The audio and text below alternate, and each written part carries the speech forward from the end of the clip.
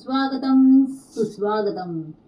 नार्वेकर परिवार यावर्षी सादर करत आहे देखावा आपले आराध्य दैवत गणपती बाप्पा आणि त्यांची शिकवण. आपण सर्वजण गणपती बाप्पांना आपले आराध्य दैवत मानतो, त्यांची पूजा करतो. पण मला एक प्रश्न पडलाय, आपल्याला खरोखर गणपती बाप्पांच्या शिकवणुकीचा अर्थ समजतो का? आजच्या धावपळीच्या जीवनात कित्येक मुलं आपल्या आई वडिलांना वृद्धाश्रमात सोडून देतात, त्यांचा छळ करतात, त्यांचा तिरस्कार करतात. भक्तांनो, हा विरोधाभास आपल्या नजरेत कधी आलाय का? आज आपण एकत्र येऊन या विरोधाभासाचे निराकरण करूया. गणपती बाप्पांच्या आदर्शाचा सन्मान करून त्यांच्या शिकवणुकीनुसार आपले कर्तव्य पार पाडूया. चला ही कथा तुम्हाला दाखवते, ज्यातून आपल्या विचारांमध्ये परिवर्तन घडेल आणि खऱ्या अर्थाने गणेशोत्सव साजरा करण्याचे प्रत्येकाला मर्म समजेल. गणपती बाप्पा मोरया.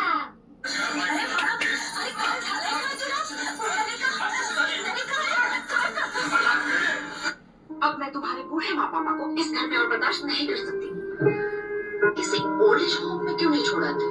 वाह बेटा वाह, बड़े अच्छे दिन दिखा रहा है तू हमें.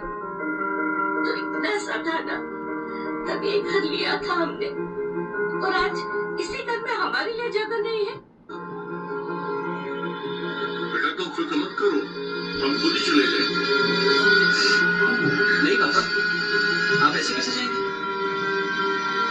मेरा भी कोई फर्ज बनता है. मैं खुद आपको छोड़ के आऊंगा.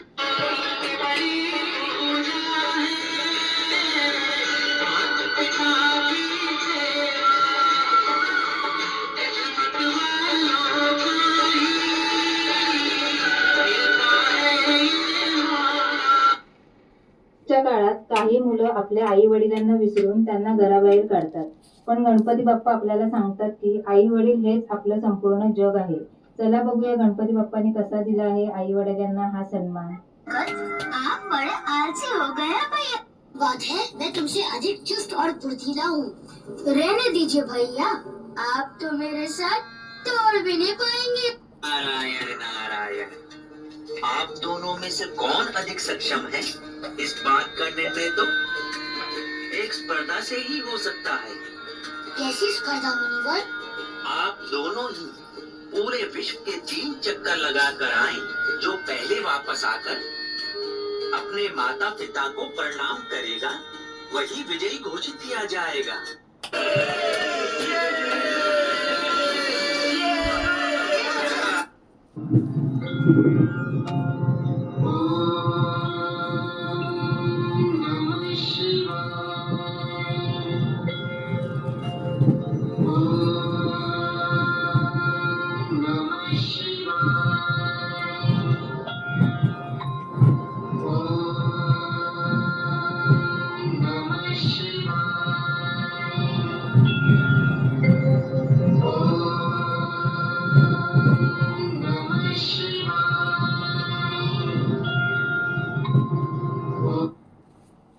तीन चक्कर पूरे हो गए मुनिवर.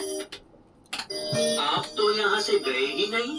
आप तो सब जानते हैं मुनिवर, मेरे माता पिता में पूरा विश्व समाया हुआ है.